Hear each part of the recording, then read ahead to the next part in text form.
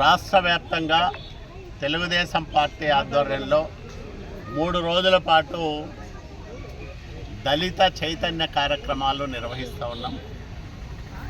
ఈ 3 రోజులు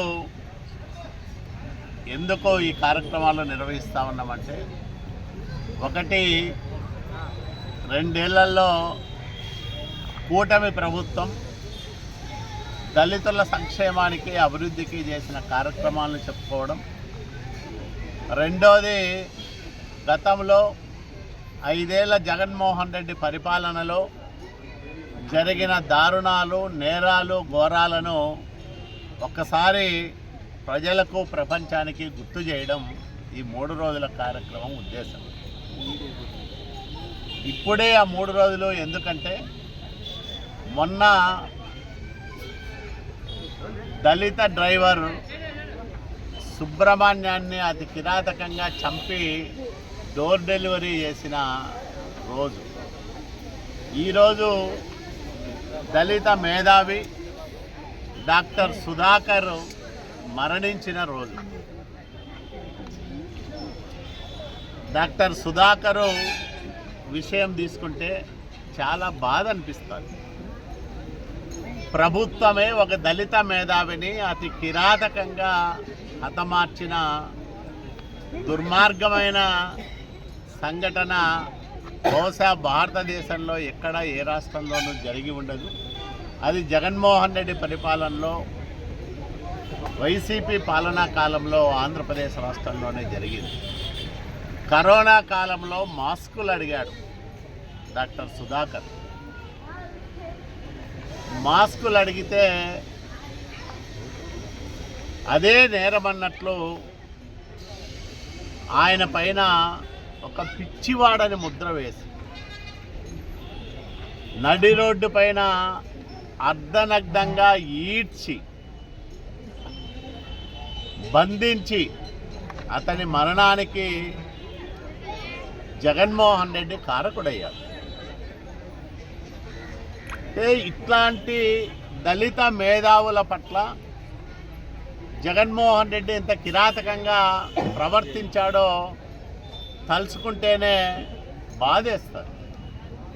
మామూలు ఎంబీబీఎస్ డాక్టరో లేకపోతే స్పెషాలిటీ, సూపర్ స్పెషాలిటీ చేసిన డాక్టరో ఒక ఎత్తు అయితే, అతను అనస్థీషిస్ట్, మత్తు డాక్టర్గా పనిచేయాలంటే చాలా ప్రతిభ ఉండాలి.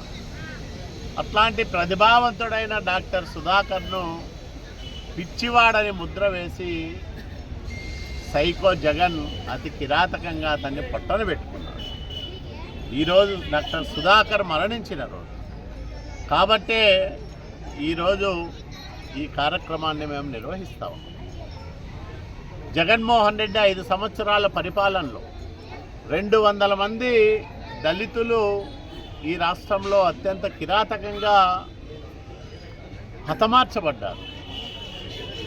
దాడులు 14-19తో పోలిస్తే 19-24 మధ్య 10 రెట్లు పెరిగాయి దళితుల పైన దాడులు.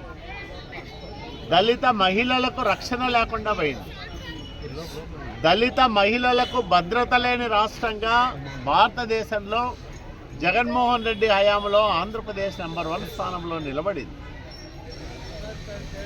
ఈరోజు చూస్తూ ఉన్నాం, డ్రైవర్ సుబ్రహ్మణ్యాన్ని చంపిన ఎమ్మెల్సీ అనంతబాబు సాక్ష్యాలను తారుమారు చేయడానికి ప్రయత్నం చేసిన అభియోగాలపైన మళ్ళా విచారణ ఎదుర్కొంటూ ఉన్నాడు. అంటే విచ్చలవిడితనం, ఏమి చేస్తారులే అనే ఒక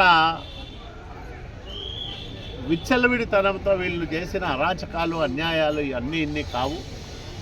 కాబట్టి ఈరోజు ఆ అన్యాయాలను, దురాగతాలను, దుర్మార్గాలను ప్రజలకు గుర్తు చేయడం, అట్లాగే ఈరోజు ఇప్పుడే మనం మైలారి అని కొల్లారి అని ఒక దళిత యువకుడు హత్యకు గురైతే మా ప్రభుత్వం హయాంలో మేము 8,50,000 రూపాయలు ఆర్థిక సహాయం చేశాం. ఇప్పుడే ఇంటి స్థలం పట్టా ఇచ్చొచ్చాం. వాళ్లకు సోలార్ ప్యానెలు ఉచితంగా ఇచ్చాం. అదే కాకుండా ఆ ఇంట్లో ఒకరికి ఉద్యోగ భద్రత కల్పించాలని ప్రయత్నం చేస్తాం. ఇట్లా చంద్రబాబు నాయుడు గారి పరిపాలనలో ఒక దుస్సంఘటన జరిగి ఒక దళిత కుటుంబం వీధి పాలైతే బాధ్యతగా మేము ఇన్ని రకాల సహాయాలు చేస్తూ ఉంటాం. ఈరోజు ఆ కుటుంబం దగ్గరికి వెళ్ళి మాట్లాడొచ్చాం. మళ్ళీ ఒక అమ్మాయి 10th చదువుకున్న అమ్మాయి పెద్ద కూతురు, రెండో పాప ఇప్పుడు 10th క్లాస్ ఎగ్జామినేషన్ రాస్తూ ఉంది. మళ్ళీ